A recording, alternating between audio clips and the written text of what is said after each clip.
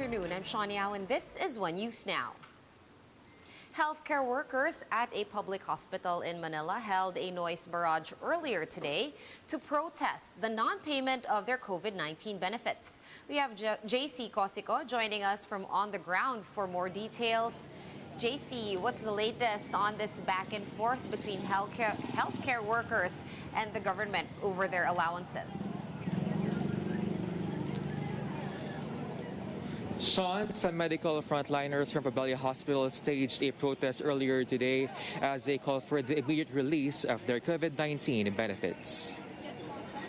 Pabelia Employees Union Alliance of Health Workers President Dr. Margarita Esquivel said that the deadline is over for the government to provide their incentives. This after President Duterte instructed the health department to distribute the mandated benefits to health workers in 10 days.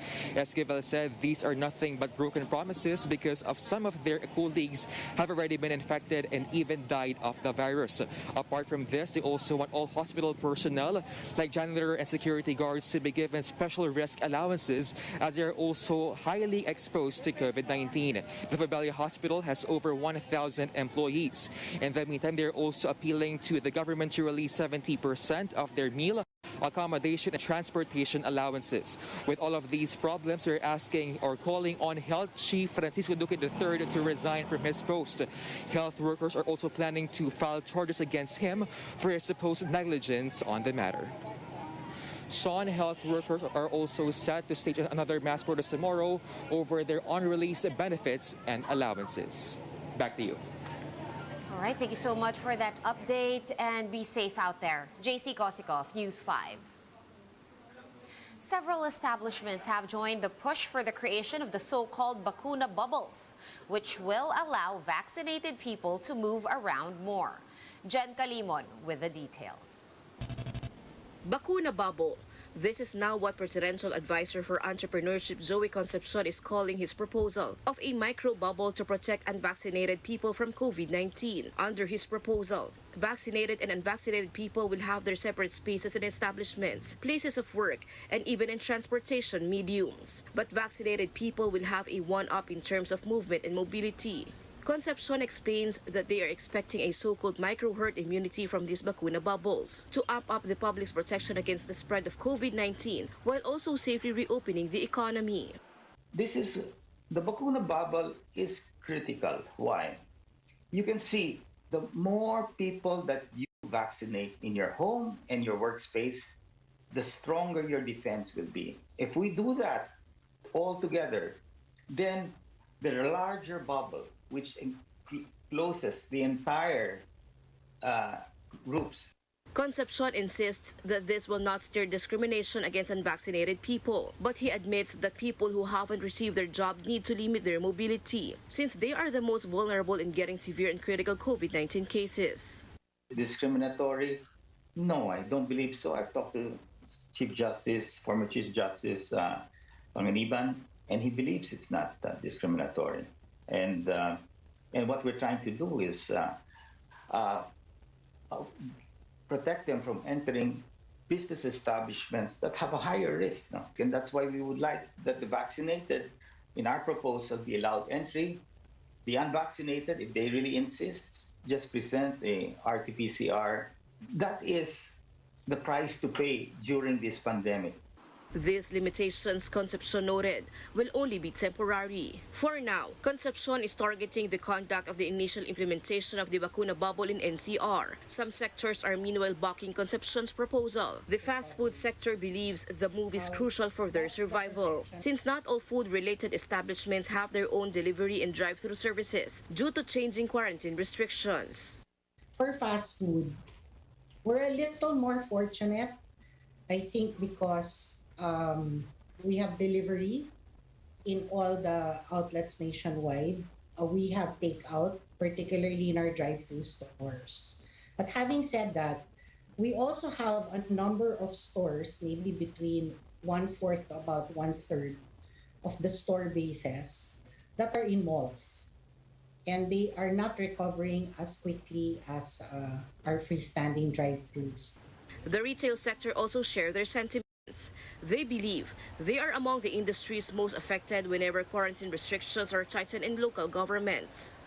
So thus, we welcome the proposal to allow the customers to enter our malls freely, and as explained by Mr. Concepcion earlier, allow the Bakuna Bubble concept to be implemented at the level of individual shops. So this initiative will certainly help these sectors, not to mention the benefit from the multiplier effect of restoring employment and further fueling consumption and other economic activities. But what does the transport sector have to say? A general manager from a bus company says they are ready to help. The bus industry is ready to deploy Bakuna Bubble buses, even starting with one in each route, just to jumpstart the availability of safe spaces for everyone. We have had several meetings among us bus operators, and we have organized ourselves, going as far as volunteering which company will service a route, and even further on as planning together for the organized dispatch of our buses, just to make travel more convenient, organized, and safer. Malacanang says that ramping up vaccination is still the IATF's main priority, which means the proposal of a bubble system is still not on the table, at least for now. For News 5, Jen Calimon, we are One News. Let's check out some other COVID-19 updates from around the world. Indonesia is set to ease COVID-19 restrictions after virus transmission slowed down in more areas. President Joko Widodo said eased protocols will cover shopping malls, factories, and some non-essential industries. The Southeast Asian country recently imposed tighter curbs after reporting COVID-19 surges brought about by the Delta variant. The European Union has removed the United States and 5 other countries from its safe travel list. And these other countries are Israel, Kosovo, Lebanon, Montenegro, and North Macedonia. Visitors from these countries will likely face tighter controls, but individual EU nations may still come up with their own border policies. In Japan, 2 more regions have suspended the use of Moderna's COVID-19 vaccines due to contamination issues. Gunma and Okinawa prefectures will temporarily stop injecting Moderna jabs because of the reported presence of black and pink substances in syringes and 1 vaccine vial. We're going to pause for a quick break, but we will be back with more stories after that. Keep it here.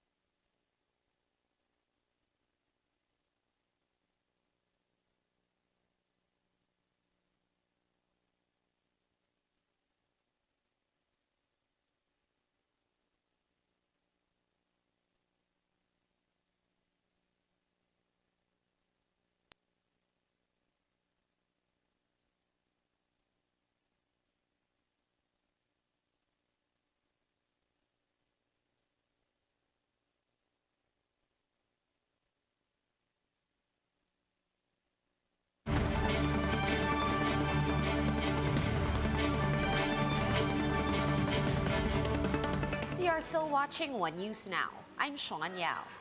The Commission on Higher Education has inspected public and private universities that are set to resume limited face-to-face classes for health-related courses.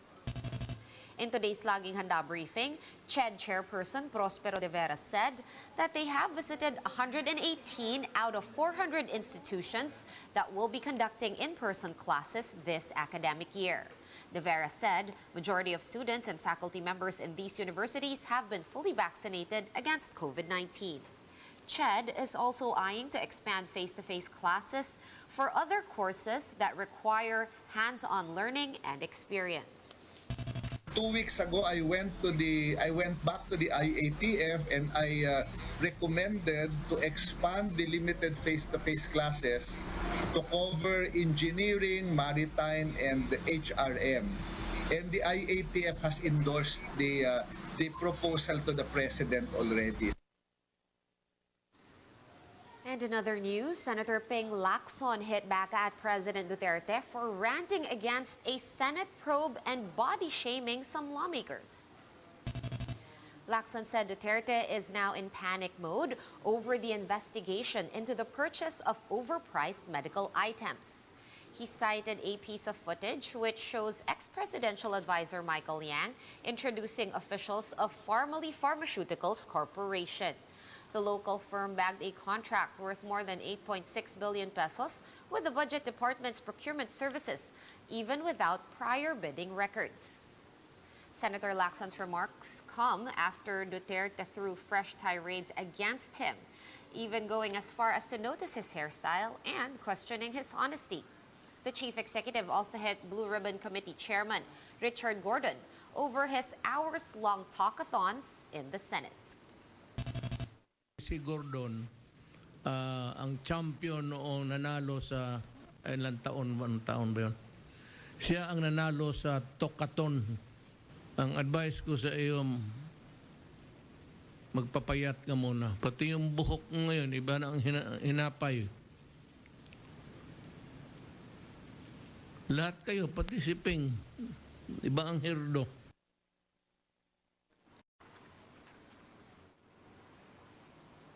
Let's now take a quick look at today's other top stories. The Octa Research Group is warning that daily COVID-19 cases in the country could hit the grim milestone of 25,000 by next week. This comes after more than 22,300 fresh infections were logged on Monday, higher than what the research group expected. Senator Richard Gordon tells the chiefs that President Duterte may be held liable for the purchase of overpriced medical items. Gordon previously presented footage from a meeting attended by Duterte and the president of Pharmaly Pharmaceutical. The local firm bagged over 8 billion pesos worth of deals with the Budget Department, even without prior bidding records. In Afghanistan, Taliban fighters celebrated the takeover of the Kabul airport from American forces with gunfire that echoed across the capital. This comes after the U.S. withdrew its last troops, ending 20 years of war that took thousands of lives and cost trillions of U.S. dollars. For more updates, visit News 5, The Philippine Star, and Business World online. Visit our website, onenews.ph, for more in-depth analysis. You can also catch One News on the Signal Play app. Register for a free account at www.signalplay.com and stream One News live anytime, anywhere. Masks on, wash hands, and stay safe, Philippines. I'm Sean Yao. We are One News.